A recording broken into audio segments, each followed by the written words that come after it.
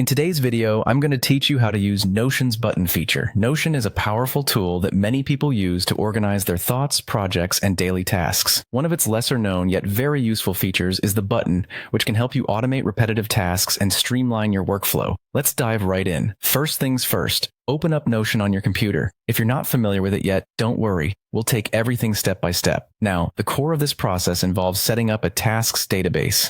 This is where the buttons will eventually perform their magic by automating the addition of new tasks. Creating a database in Notion is straightforward. Just navigate to the page where you want this database and set it up from there. Think of this database as the main repository where all data related to your tasks will reside. Once you have your database ready, the next step is to create a button that triggers an action you frequently perform. Let's say you want to easily add a new task. Go to the page where you want this action to happen and type /button into the block to bring up the menu. This is a powerful command line shortcut that saves you time by giving direct access to all sorts of features within Notion. From the menu that appears, select Button.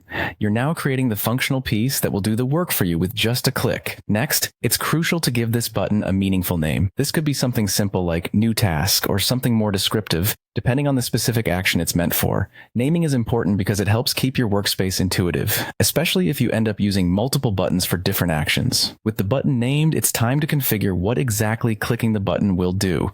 This is where you specify the button's action. For instance, if you want the button to automatically create a new entry in your tasks database, you'll set that action here.